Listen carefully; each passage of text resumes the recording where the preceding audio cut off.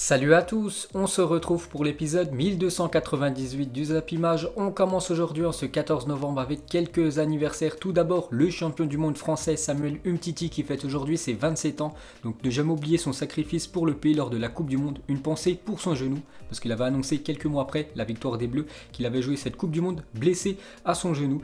Et depuis, on a bien vu qu'avec l'équipe du Barça, il a beaucoup de fois été blessé. Même il a perdu sa place de titulaire. Donc bon anniversaire à Samuel Umtiti. Un autre Français fête son anniversaire aujourd'hui, un joueur du RB Leipzig, c'est Christopher Nkunku, l'ancien Parisien fête ses 23 ans.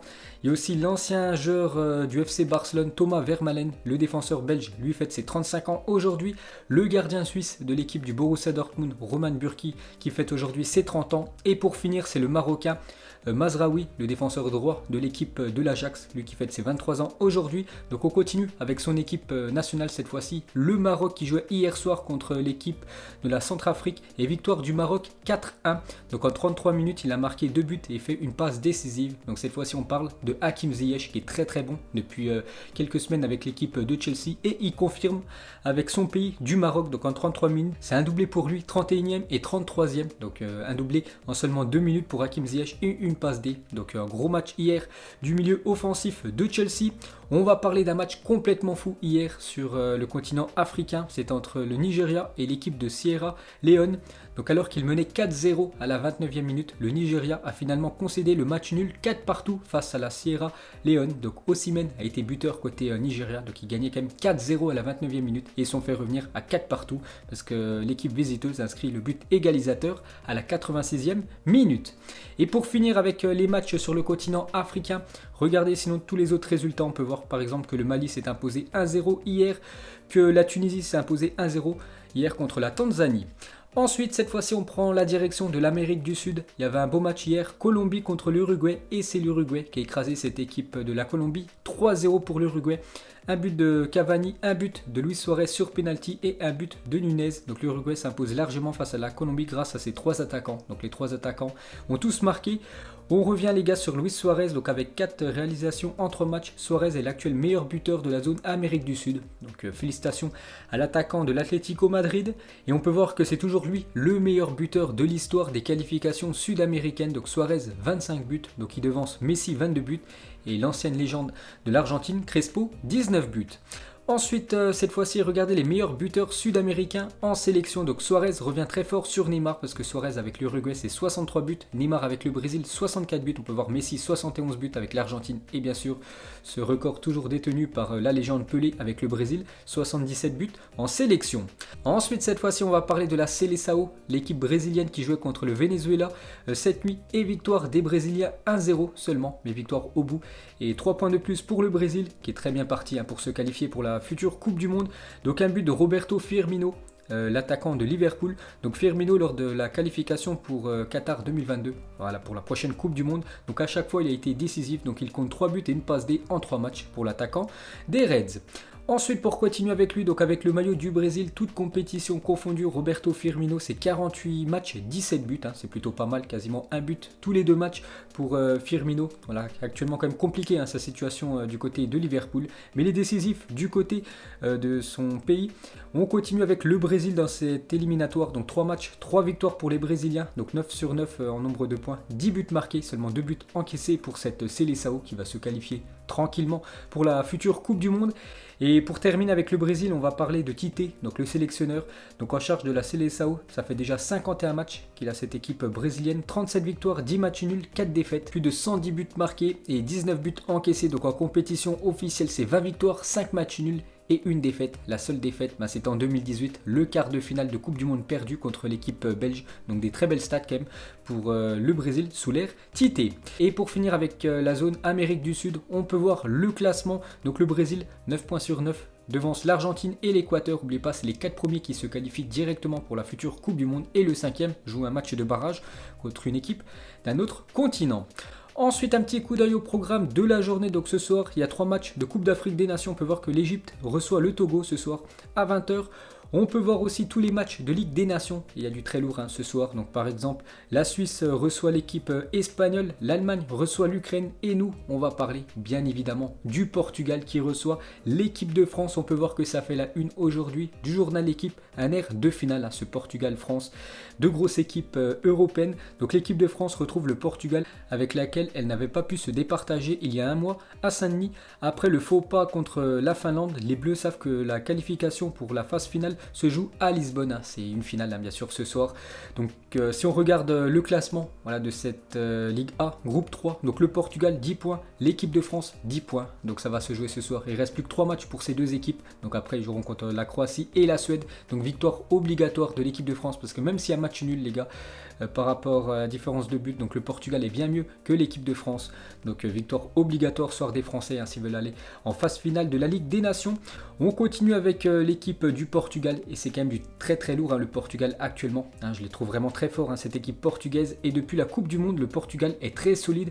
Donc en tout ils ont fait 22 matchs, seulement une défaite, c'était contre l'Ukraine. Sinon que des matchs nuls ou beaucoup de victoires pour cette équipe portugaise. Et en Ligue des Nations, c'est la seule équipe qui n'a toujours pas perdu les gars en Ligue des Nations. Cette équipe portugaise, donc le Portugal est toujours invaincu en Ligue des Nations depuis la création de la compétition. En tout ils ont fait 10 matchs, 7 victoires, 3 matchs nuls, 0 défaite. Son prochain match sera à domicile face à l'équipe de France. N'oubliez pas, c'est eux qui ont remporté la dernière épreuve de la Ligue des Nations. Donc ils vont vouloir défendre leur titre ce soir chez eux. On continue les gars avec ce match. Donc le sélectionneur du Portugal prévient Didier Deschamps. Donc il est en conférence de presse, il a dit c'est un match décisif. Le match aller ne l'était pas, il reste encore 3 matchs à disputer. Une défaite n'aurait pas signifié la fin de notre tournoi. Cette fois, c'est différent car on sait que celui qui gagnera ce soir aura fait le travail au vu de la qualification en phase finale de la Ligue des Nations. Ça sera le critère principal pour la première place. Les deux équipes joueront la victoire, mais sans se désorganiser. Les Bleus ne vont pas juste défendre et contre-attaquer, je ne pense pas. Idem pour nous. Donc voilà, ce soir, il le dit que son équipe va être portée vers l'offensive. La même chose pour l'équipe de France. Ensuite, une déclaration de Deschamps sur Paul Pogba. On ne sait pas s'il va commencer titulaire ou non, Paul Pogba, parce qu'actuellement, c'est plutôt compliqué. Du côté de Manchester, il joue très peu. Et du côté de l'équipe de France, c'est plutôt moyen. On a vu sa prestation contre la Finlande, très moyen Paul Pogba, donc il a dit il n'est pas au mieux de sa forme, bien évidemment.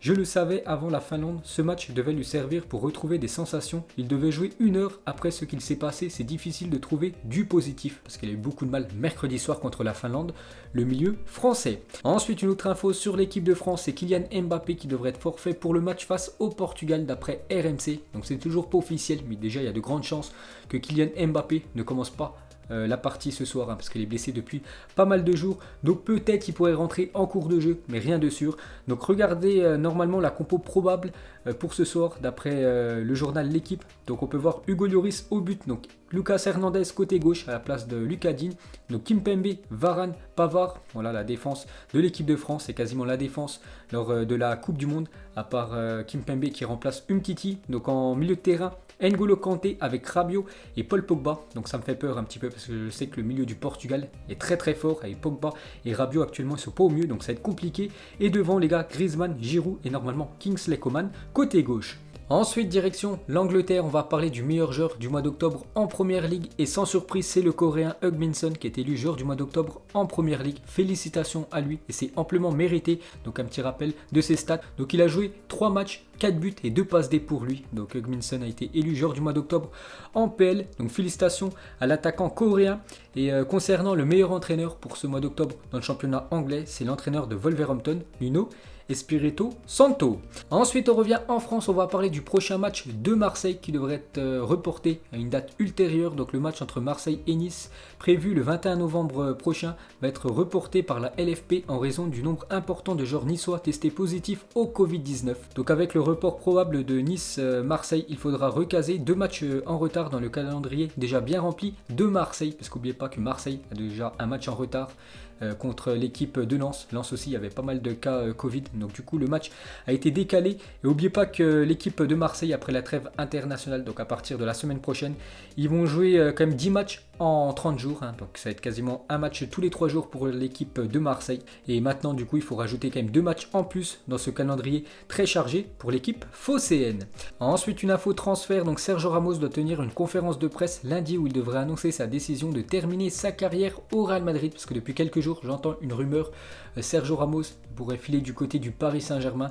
Donc d'après les journaux espagnols, donc Sergio Ramos va bien continuer avec l'équipe du Real Madrid et ça devrait être même officiel. Lundi, il devrait prolonger de 2 ans son contrat. Ensuite, des nouvelles de Olivier Giroud du côté de Chelsea, joue très peu l'attaquant français. Donc si sa situation à Chelsea n'évolue pas, Giroud réfléchira à un départ lors du prochain mercato hivernal. Et surtout, il est obligé de jouer, parce que s'il veut jouer l'Euro l'année prochaine avec l'équipe de France, il faut qu'il joue, alors qu'à Chelsea, il ne joue pas du tout. Donc il pourrait quitter cette équipe des Blues dans quelques semaines. Ensuite, regardez la une aujourd'hui du journal Sport en Espagne, c'est marqué en titre Neymar 100 millions, le Paris Saint-Germain est contraint de baisser le prix du joueur cet été s'il continue de refuser de renouveler. Barcelone ne peut pas envisager son arrivée que s'il parvient à conclure la vente de l'un de ses joueurs importants. Donc voilà, c'est reparti le feuilleton Neymar du côté du FC Barcelone, donc il pourrait signer, voilà, d'après les journaux espagnols, du côté du FC Barcelone pour 100 millions d'euros, parce que voilà, il va être en fin de contrat dans 2 ans. Donc s'il ne prolonge pas avec l'équipe du Paris Saint-Germain, bien sûr le PSG devra le lâcher l'année prochaine, ça sera obligatoire, parce que sinon il pourrait partir libre en juin 2022. Donc du coup, il pourrait filer et surtout revenir du côté du Barça pour 100 millions d'euros lors du futur mercato. Ensuite, on va parler de la femme d'Alphonso Davids, donc elle s'appelle Jordine Davids et elle lui a offert un maillot du Paris Saint-Germain pour son anniversaire. Dans une petite photo du défenseur gauche du Bayern Munich, le Canadien qui est vraiment la révélation cette année, donc avec le maillot du Paris Saint-Germain. Donc pourquoi sa copine lui a offert un maillot du PSG? Parce que sa copine est footballeuse professionnelle et elle évolue du côté du Paris Saint-Germain. Ensuite, une déclaration du milieu sénégalais Kouyaté, donc il évolue du côté de Crystal Palace et il parle de son compatriote sénégalais Sadio Mané. Donc il a dit si Sadio Mané était brésilien ou européen, il aurait remporté le Ballon d'Or 2019 haut la main, mais comme il est africain, ils ne lui ont pas remis le prix de ce Ballon d'Or. C'est vrai qu'il aurait pu mériter ce Ballon d'Or. Sadio Mané, du coup, il a terminé à la 4e position. Donc il le dit, Kouyaté, s'il aurait été brésilien ou européen, il aurait certainement remporté ce Ballon d'Or. Ensuite, un petit retour 3 mois jour pour jour en arrière. C'était le 14 août 2020. Et le Bayern humiliait le FC Barcelone 8-2, les gars. C'était déjà il y a 3 mois. Cette correction. Ensuite, une déclaration de Sergino Dest, il a dit « Je pense que nous », donc il parle de son équipe nationale, les États-Unis, feront partie des favoris pour la Coupe du Monde 2026. Les États-Unis vont surprendre beaucoup de monde. N'oubliez pas que cette Coupe du Monde 2026 se déroulera aux États-Unis ainsi qu'au Mexique et au Canada. Donc il le dit à Sergino Dest que cette équipe des États-Unis, il faudra compter sur elle dans quelques années. Ensuite, une anecdote d'Adil Rami sur Cristiano Ronaldo. Donc il a dit avec tous les maillots de Messi et Ronaldo que j'ai, je peux m'acheter une villa à Los Angeles. La première fois, je vais voir Ronaldo, il accepte facilement, on rejoue, je lui redemande et il me le redonne. Et il est super respectueux, il récupère le mien à chaque fois. Plus tard, on joue contre le Real et on gagne. Je lui demande son maillot pendant le match, il rigole et me demande combien j'en ai, mais il accepte. À la fin, je ne vais pas lui demander. Je vois qu'il rentre au vestiaire super énervé, normal, son équipe s'est inclinée, son équipe du Real. On se croise, il m'appelle, il vient vers moi, enlève son maillot, attend que je lui donne le mien et il me souhaite bonne chance. La grande classe de Cristiano Ronaldo. Ensuite, une magnifique photo de ce stade de foot qui se situe au Pérou. Ensuite, une déclaration de Emilio Butragueño, très grand numéro 9 de l'équipe espagnole dans le passé, aussi du Real Madrid. Donc le nouveau Bernabéu sera un élément fondamental pour l'avenir du Real Madrid. Nous voulons être les meilleurs, dominer le football mondial. Pour cela, nous devons avoir les meilleurs joueurs et le stade sera un élément stratégique. N'oubliez pas que ce stade actuellement est en rénovation, ce Santiago Bernabéu, vu qu'actuellement l'équipe joue dans le stade Alfredo Di Stefano, vu qu'il n'y a plus de supporters. Donc du coup, il avance très rapidement ce nouveau stade du Real Madrid. Il devrait être prêt octobre 2022, donc dans 2 ans quasiment. Et il devrait ressembler à ça, c'est tout simplement le plus beau stade au monde. Ensuite, une déclaration de Vicente Del Bosque, ancien entraîneur du Real Madrid. Il a été le sélectionneur de l'équipe espagnole quand l'Espagne dominait le football dans les années 2010. Quand j'étais l'entraîneur du Real Madrid, la seule chose que le FC Barcelone célébrait, c'était l'anniversaire du club. Parce qu'il le dit que son équipe du Real Madrid à chaque fois dominait l'équipe du Barça. Et c'est vrai que le Real Madrid, les gars, à l'époque, c'était quand même très très lourd. Regardez cette compo lors d'un match, lors des belles années du Real Madrid, avec quand même du Ronaldo, R9 devant, Zidane en 10, Raoul, l'autre numéro 9, il y avait aussi Makalele, Figo, ou même Casillas, ou même Roberto Carlos, dans cette équipe monstrueuse des merengues. Ensuite, une mauvaise nouvelle pour le Paris Saint-Germain, avant de reprendre le championnat la semaine prochaine. Donc un nouveau blessé, c'est Moskin, en plus qu'en ultra forme actuellement, parce qu'il marque pas mal de buts, donc il s'est blessé avec la sélection italienne, donc du coup il revient à Paris pour se soigner. Ensuite, des nouvelles de Ansu Fati à sa sortie de la clinique en Espagne après une opération réussie du genou. Ansu Fati va maintenant poursuivre sa convalescence à domicile. On peut le voir en fauteuil roulant. Ansu Fati, donc il devrait être indisponible 4 mois. Donc bon rétablissement à lui. Ensuite, une photo de Virgil van Dijk et Taco Fall. Donc Taco Fall, c'est un basketteur. Et regardez Van Dijk, on dirait qu'il est tout petit. Mais Van Dijk fait quand même 1m93 pour vous dire la hauteur du basketteur. Ça doit être énorme. Et une petite comparaison aussi avec Van Dijk et Shaqiri, le joueur suisse de l'équipe de Liverpool. Donc il y aura une sacrée différence entre le Suisse et le basketteur. Ensuite, regardez le top 5 des joueurs avec le plus de trophées remportés dans l'histoire du football. Toujours ce classement dominé par Dani Alves. 41 trophées il a remporté tout au long de sa carrière. Beaucoup avec le Paris Saint-Germain, deuxième Iniesta et troisième Léo Messi. Et pour finir ce Zap Image, les gars, on termine bien évidemment avec le prono ce soir entre l'équipe du Portugal et l'équipe de France. Donc déjà, moi je vais soutenir à 100% l'équipe de France, mais cette équipe portugaise me fait peur. Ça joue très bien. Et pour moi, le Portugal actuellement supérieur à l'équipe de France. Donc je vais partir sur une victoire du Portugal. Je vais dire 3-1 pour les Portugais en espérant que je me trompe et voir les Bleus ce soir triompher. Mais ça va être très compliqué du côté de Lisbonne. Donc voilà les gars, la fin de ce Zap Image 1298. Donc si ça vous a plu, un petit like et je vous ferai l'épisode 1299 demain. Donc moi je vous laisse et je vous dis à la prochaine comme d'habitude. Ciao à tous.